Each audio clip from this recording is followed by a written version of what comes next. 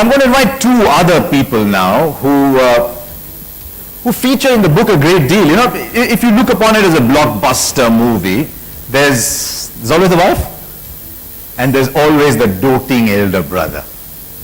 The elder brother can do no wrong in the movies, right? And I think in this story, the elder brother can do no wrong as well. And I think as you read the book, the person who comes out really strongly, solid behind the scenes, but there at all times, is Ajit Tendulkar.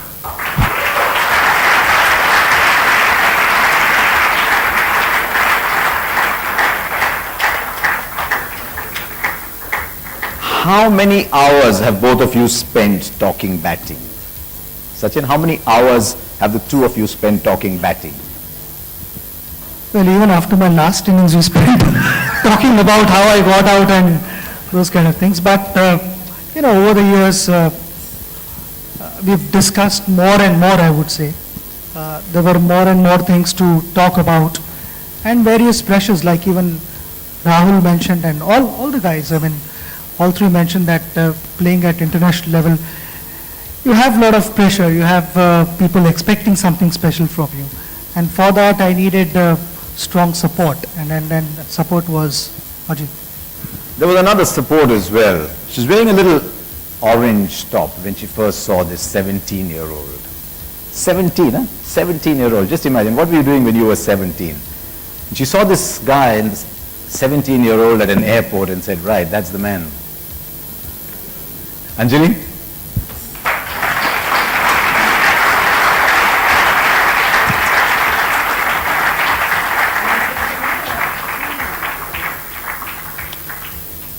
What were you doing going after a 17-year-old? Okay, first let me say one thing. Sachin often tells me, just once I want to put you in the middle of a cricket field with, thousands of people around screaming and get somebody to bowl fast at you, For me, this is equivalent to that, this level of stress talking in front of everyone. And you asked me about... 17. There he was, a 17-year-old kid. Okay, I didn't know he was 17 or what. He looked 12. I didn't even know who he was. You didn't know who he was? I didn't know. My friend is here, Aparna. She was with me when I went to... And she said, shh, Sachin. No, she told me, don't you know, this is the wonder boy of Indian cricket. And Wonder boy? He's just scored 100, youngest Indian to score 100. I didn't care what he was, who he was. I had no interest in cricket. I saw him, I thought he was really cute. I didn't have any interest in medicine either. And I ran after him. And you ran after him. Did you just say that? Did I hear you say that? We were, in those days at the airport, there was a viewing gallery. So I was actually looking for my mum, who was supposed to have landed from England. Oh, you planned it that way? No, I did. Okay.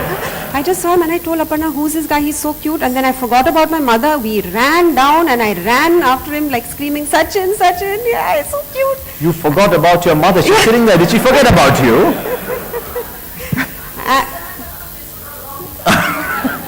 And the funny thing is, Ajit and Nitin were there with him, and Sachin was so embarrassed that this girl is, running after me and screaming my name. So he was only looking down. He didn't even look at me. He quietly looked down and got into the car. The only thing I looked was the color of her t-shirt. Which was orange. Which he remembered when I met him for the first time. And I thought you were going to wear orange today. And then you picked up the phone and called him. Well, now I was studying medicine. I was in my final year, so I go to college the next day, and by then I had been told he's a cricketer. And my friend Mufi, he was studying medicine with me, but he also used to play cricket. I caught him. I said, Mufi, you have to do one thing for me in this. You have to get me this Sachin Tendulkar's number. So his cousin was their mother. He got me the number, and see, this is what I say is destiny. I called Sachin, and Sachin never used to pick up the phone. In those days, there were no mobiles, nothing. But that day, he picked up the phone. And I said, hi, my name is Anjali. You don't know who I am. I saw you at the airport yesterday and all. He said, yeah, I remember. I saw you. I said, what was I wearing? He said, yeah, you were wearing an orange t-shirt. So then I know that, yes, he had noticed me. I said orange t-shirt. So that's, destiny. Destiny that you picked up the phone and called him. Yes. Why It doesn't not? feel like destiny to me. But before that also, a couple of times we were sort of meant to meet when he had gone with the Star Cricket Club to England. I was in England, And somebody there, my uncle told me, come, there's this, Indian team is there and they'll feel so happy to see another Indian girl. Why don't you come and meet them? And I said, I'm not interested in cricket. I don't want to come, so I didn't go. The other time, when he scored his 100, I was in England and my dad said, come, you have to see this boy, Sachin. He scored the youngest player to score 100. And I said, but Daddy, I'm not interested in cricket. I don't want to see this boy. So there were 2 other times when if I had seen him, it might have happened. I might have been chasing a 15-year-old instead. And I thought this is going to be a difficult conversation. Do you realize you're just stroking it beautifully off the front foot? And do you know who was most hassled by all this? Was still a fairly young man who wanted Sachin Tendulkar to become the best cricketer in the world. And there was this woman. When you first took him to Ramakant Achrekar, and Ramakant Achrekar said, bring him back later. You took him back again. Was it just love? My brother, please take a look at my brother? Or did you think that time, special? Because before taking him to, I had watched him in the society where he used to play in the playground. And I was convinced of that. And that's the reason I took him to Achrekar sir. At that age, it's very little to decide, what the talent is, because you don't look at it from technical point of view or something. But I think bowler is always posing a question to you and you have to answer, batsman has to have answer. And Sachin always had answer for every question posed to him. What I found interesting was he went to the coach and said, just pretend that you're not looking because he's under stress if you watch him bat. Yeah, obviously, because he was used to not been watched by anyone, except I used to watch him from my balcony and not directly. So I knew that he could be under a lot of pressure. Everything was new to him. He wasn't even having his own pads or bat or gloves. I think bat he was using was a tennis ball, cricket bat. You had a little Kashmir willow bat. My sister had gone to Kashmir and she had brought me one DSE bat. I still remember a tennis ball bat. So I used that for quite some time and then... Yeah. Then what's your side of the story? Did you know that he had quietly told the coach, pretend not to watch so that he feels relieved? No, I had no idea. I absolutely had no clue. I was just told that get in the nets again, bat the way you like, feel free to do whatever you want. But I had no idea that he had gone and he had requested Achrekar sir that, please give him another chance and this time you don't stand behind the net. Because he had never played with the hard ball, and in the compound he was used to play the aerial shot because it was safer to do that. Because there are a lot of trees around and then you don't get caught. So he tried doing that there, but it took some time basically. What I find fascinating about this story, and it's mentioned in the book as you go along, that Ajit Tendulkar was a club cricketer. A lot of us are club cricketers. And having been one, I know how much you know as a club cricketer. And yet here was a club cricketer advising the world's finest batsman on how to bat. I mean, at that time he wasn't finest. Even after he did, I'm fascinated by the story of the 241 in Sydney that we spoke to VVS about. It was your suggestion that he doesn't play the shot that's getting him out. Well, the way he got out, he got out in a different manner every time he went out. So there was nothing basically I could have spoken to him about the technique part of it. Because if you get out in a same fashion, then you can really say this particular fault because of which you are getting out. And secondly, I thought it was playing on his mind that the quicker the runs come, the better. And he was going for that little aggression. He is a type of batsman who, according to me, who would first think of scoring run rather than defending the ball. He would first think of getting the run. And if the ball is too good, then only he will block it. At that time, I thought more than the technique, that strategy was to spend as much time as he can at the pace. And then slowly the runs will come. But later on, what he did, of avoiding the playing shots on the offside was entirely his strategy. He threw you a challenge, didn't he? You had a long telephone conversation before that Sydney test, and he threw you a challenge about not getting out. I was not in the right frame of mind. I was batting really well, and something which kept getting me out was, I was going in the overdrive, and I decided that, this match I'm not going to go in that overdrive gear at all. Come what may, I'm batting 100 runs or 200 runs, whatever. I'm not going to play certain shots, and I felt Australian strategy was to bowl away from me and make me play away from the body. And that is how in Melbourne I got out. Melbourne, in the first innings I got out, first ball down the leg, got behind to Brett Lee. But in the second innings I was batting really well, and then the strategy by Australians was to bowl away, and I went for a big drive, where the ball wasn't there to be driven, but I still went for it.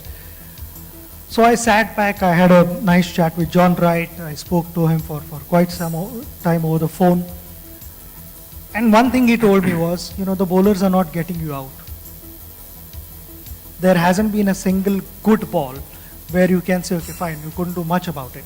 It's just your shot selection. So be patient, don't look at the scoreboard, just play session by session. And then Sachin desires that I read something from page 272. It's called A Welcome Phone Call. All in all, I was in a bad state after the 2007 World Cup. I was not enjoying my cricket at all, and I was thinking about retiring, until I received some encouraging words from Viv Richards. Out of the blue, he called me in India from the West Indies, and we spoke for about 45 minutes. He assured me that there was a lot of cricket left in me and insisted that I shouldn't even think of stopping playing. Viv was my hero when I was growing up, and he will always be a hero no matter what success I've achieved myself. We have got to know each other well over the years, and whenever we meet, he treats me like his younger brother and I treat him like my older brother. I've always respected him and his views, so when he chose to call me and spend all that time convincing me to carry on, it meant a great deal to me. When I finally got back into some good form and put together a very satisfying century in Sydney at the beginning of 2008, I made a point of calling Viv to thank him for his crucial support. And the story doesn't end there, because Viv Richards couldn't be here, of course, but he sent a message for this evening. Just it. And there's more, and you can hear the whole section later on. We've got just one little bit to go, and you're wondering why I've not been talking to Sachin all this time, right? I've talked to Rahul and VVS and Saurav, and I've talked to Vasu Paranspe and Sunil Gavaskar and everybody, because we're going to get him one-on-one. Sachin, about your book, and you yourself. Come on.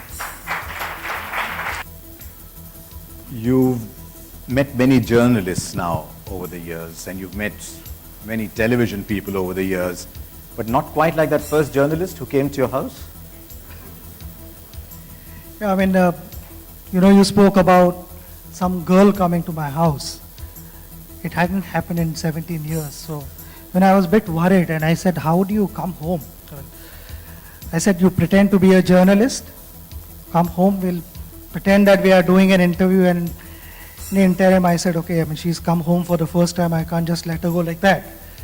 I'd returned from England at that time, and all the chocolates that I'd carried, I'd polished them off. And there was just one chocolate, couple of sticks left, so I broke them into small pieces and spread them all over the plate. That was the only thing that I had. So I mean, but if I'm not mistaken, I think my sister-in-law, as we call it, ki antennas upar ke uske, and something happened. I mean, she said, was she really a journalist or something else? There's a lot of journalists here who knew you from the time you were 12, 13 years old. I saw some of them there. Did you ever get a chocolate when you went to his house? The one thing, Sachin, that comes through time and time again in the book, and there's lots of your great innings, but something that people don't always realize, the number of times you played with pain. It's something that keeps coming back. Playing with pain, there's an injury somewhere, there's a groin, there's an ankle, there's a shin, there's a back. There was a time when every time you got an injury, we'd learn a little more about the human body. Is that an inherent aspect of growing up in the game, that you learn to play with pain? Somebody told me I could write a book on medicine, all the injuries, because I don't think from top to bottom, some or the other part has always been injured. And it's not just with me, but I think all the sportsmen, they carry niggles, and you learn to deal with pain. And you find ways to go out there and fight, give your best. There are tough moments at times. I mean, I remember I was batting with VVS Lakshman in Mumbai against Australia when I had had my tennis elbow surgery, or it was maybe before that. I don't remember exactly whether it was before or after, but I was batting in the morning, and in the first over itself, my elbow started hurting so badly. And the first 2 test matches I hadn't played. So I just prayed to God, please don't let me break down right now. After this match, I'll do whatever, but not this match. So I quickly asked for a couple of painkillers, and I bit them to pieces, thinking that, this is my medical knowledge.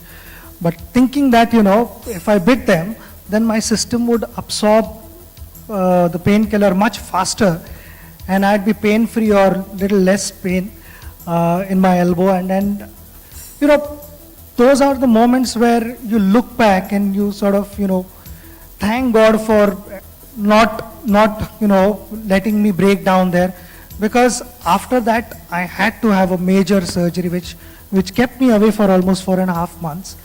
But all the sportsmen go through that, and mine wasn't, I think, exceptional thing. When your name first appeared in a newspaper, you were reprimanded. Yeah, the person who reprimanded me is sitting here, Achrekar sir.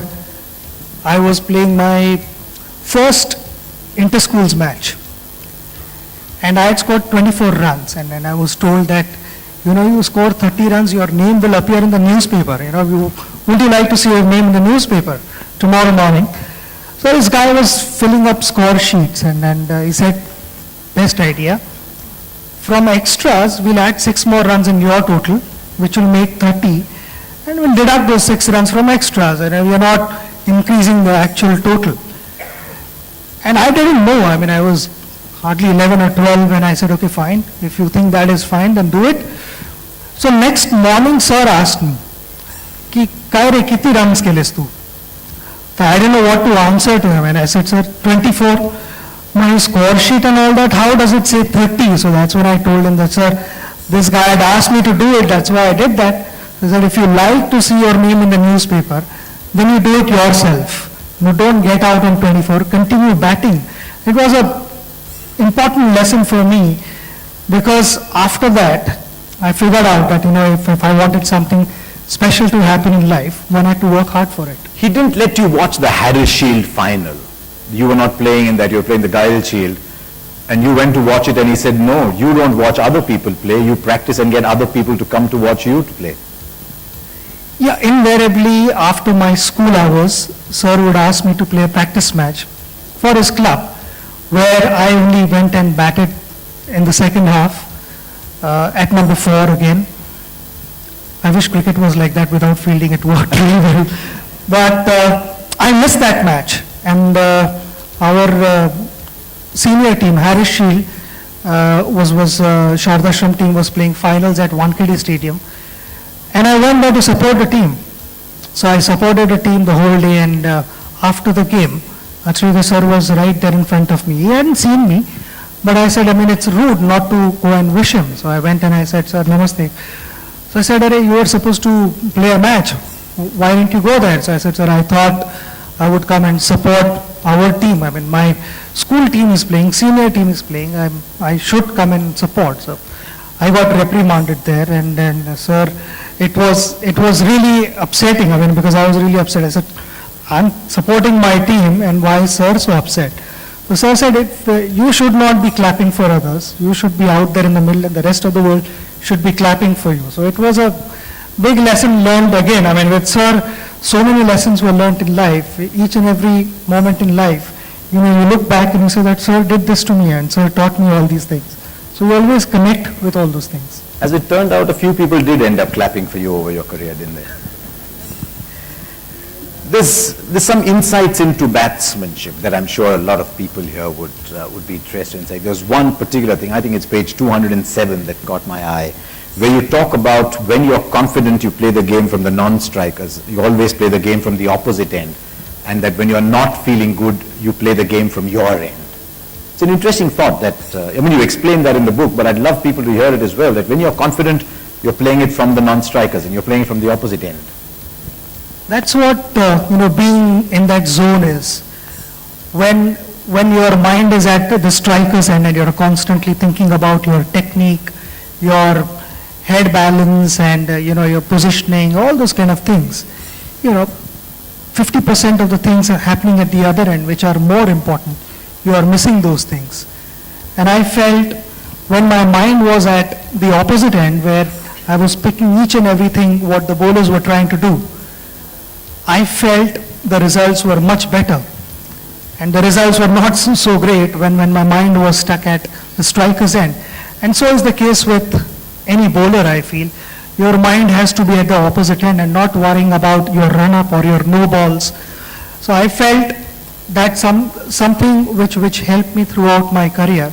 I was not always able to do that because, sometimes even my mind was at the striker's end. Cricket is always played at its best when the minds are at the opposite ends, I felt.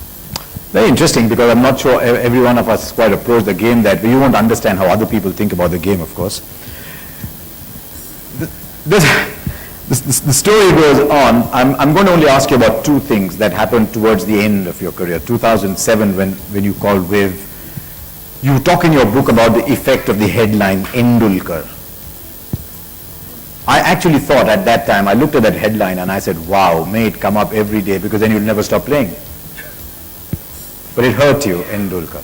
I think we sometimes have this tendency of giving importance to someone who's got nothing to do with Indian cricket. I don't think that happens in their own countries, where our players say something and it becomes a headline there. So I felt it was unfair after playing for 17 years. I've gone out and given it all. I bumped into the same person in South Africa. I'm talking about Ian Chappell, and I bumped into him. We were in Durban and I was working out. Nitin Patel, my physio, was also there, and Ian came and he told me that, so this is the secret of your success. I said, Ian, you change sides very quickly, and conveniently. Your same article in 2007 said that, I need to have a closer look at myself in the mirror. And I become International Cricketer of the Year. I've not changed anything, but you guys keep changing all the time. You either be on this side or that side, So that's what I told him, and it was one of those things which I had to sort of let him know, because, when things were going well, I was received well. It led to some of the happiest days in your career, finishing with 2011. When the World Cup had come to India in 1987, Sunil Gavaskar was playing, Dilip Vengsarkar, Ravi Shastri were playing. You were a ball boy, weren't you? One of the games. Yes, I was, and I precisely remember I was sitting right in front of the dressing room. I was rather positioned there because he said, "Jawad bas tikde ani bug players kashe prepare hota hai match sati," and all that. And I also remember at that time, Mr. Gavaskar had invited me to the dressing room. Still remember, I think he was in the far end of the dressing room, and I met few players. Most of the guys were outside the dressing room watching the game. But that was my first entry to the Indian dressing room as such, unofficial entry. But I cannot forget that, because, literally 2.5 years from then, I was part of the Indian team. And then I was a ball boy then, and then got to pick a lot of things at that time. But just being there inside the dressing room, as we say, that my collar was tight. And then in your last test match, your son was a ball boy. It's almost as if the story is coming. You're making me say something here. No, it's almost like the story is coming to an end, isn't it? No, my son was supposed to play his school match, which got cancelled for some reason. And then he turned up, because I remember didn't know he was going to be the ball boy. No, I didn't know. There was a discussion at home before I played the last game, whether Arjun comes to watch me play or he plays his own match. And I said, I think to play your own match is more important. His father's finishing one of the greatest careers of all time, and his father tells him, you go and play your match. think if he has to become a cricketer, then he has to play cricket, not watch cricket. And in retrospect, even he will think that yes, that was a wise decision. Though, you know, the match got cancelled, nobody was prepared for that, and somehow, you know, Arjun actually took a cab and turned up there. And when I saw him there, it was a pleasant surprise. And you write about how he told the doorkeeper who he was to let him into the ground. Your biggest moment, you often say, and you mentioned that right at the end of the book, you said that your biggest moment was winning the World Cup. It's something you had dreamt of. And while the World Cup was being won, you were not watching. And you were not allowing Sehwag to watch either. I was little superstitious, I could say that, because also in Ahmedabad when we were playing Australia, UV and I think Raina was batting or the MS was batting. You forget too? No, because I was not watching. I was, you know, inside the dressing room and I had put my head down the massage table, and Nitin Patel was working on my back, and also Amit Shah, our masseur, was also working on my neck and all that, and Viru was sitting next to me. So Viru actually told Amit that tu time waste kar raha hai, wo so gaya already. Not realizing that I was praying. I was praying to God that, you know, whatever the result is, you do what is best for Indian team. And I was praying, and I was awake. Every time batsman scored a boundary or took a couple of runs or a single, I knew exactly what was happening. So I continued that in the World Cup final as well. When I got out and Viru was there, I said, "Tu hilega nahi, yahan se mere saath baithega." And we continued praying. So in the last stages, Viru said, "Aji, mere ko jaane do yaar, bahar thoda to dikhne raha." I said, "You are not moving. Baad mein video pe jitna dekhna hai, dekh le. Yahan se hilega nahi last run hone tak." So unfortunately, you know, I missed that last moment. But it was all worth waiting for. It wasn't unfortunate. You wanted it to be like that. You didn't yes, let the poor fellow see it either. I missed that moment, you know, watching it live while I was actually there inside the stadium. But I was praying. Praying and God is a recurrent motive in this book. As I was going through, it keeps coming again and again. Praying and God. And the other day I was at your house and you said you've got 120 Ganesha idols in your house. When you play a cricket ball, it's you. And yet I find this fascination with prayer and God recurring in your life so often. I've been brought up like that, and I believe in that strongly. I think there are certain things which the Almighty controls, and we can only go out and give our best. And that's how I was told as a child, and I continued doing so, and I will continue to do so. It has given me inner strength. It has given a new dimension to my life, and then a sense of belief where, you know, I need to go out and try my best, and the Almighty will take care of me. And may it long be that way. Is there a prayer that you have for the rest of your life? You keep asking. In the book you say, when I got out, you prayed and said, why did it take so long to get the 100? You have these conversations with God. Is there a conversation? I did so. I mean, I actually, if you see, when I got my 100th, I mean, it was not more of a celebration, but I was actually asking the Almighty that why did you make me wait so long, and why did you make me go through all this? You know, where I respected the game, I worked as hard as anyone in the team, and I was constantly on my toes. I never took anything for granted, but maybe that was one lesson in cricket which I hadn't learned. You know, even after scoring 99 hundreds, to get to the 100th one is not easy. You still have to go out and push yourself. And I was made to do that, but eventually it felt great. It's a great journey. It's a great journey, ladies and gentlemen, and it's up there. Sachin Tendulkar playing it my way. I could talk to him for days and months and years like I have all my life. But congratulations. I might as well tell you that... I would just like to thank the guys who've helped me put this book together. It's been a mega effort. It's taken us 3 years, but even more so, the last 8 months were really taxing, and I had to be focused. And along with me, the team who really pushed themselves hard was my wife Anjali, brother Ajit, Boria, Aparna, Amit, in putting the book together. That was the first innings. The second innings was to have this event, a successful event, and the way I want it. I'd like to thank Vinod, Manoj, DNA team, and all the sponsors. Last but not the least, my cricket mates and all my friends present in this room.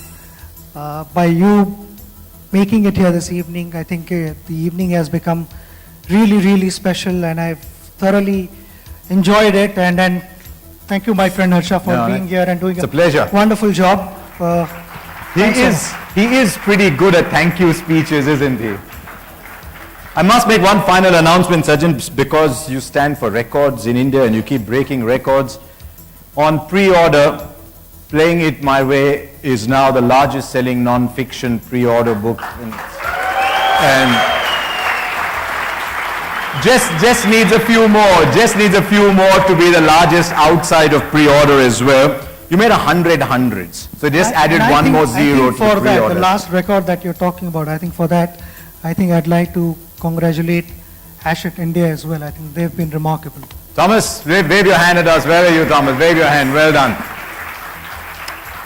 Ladies and gentlemen, thank you very much. There are books pre-signed by Sachin available at the counter. That is just outside. I hope you enjoy the evening. It's an evening, as I said, that could have gone on forever. But even Sachin's innings end sometimes. So we'll stop here and do join us for a drink at the end. Thank you very much. Thank you.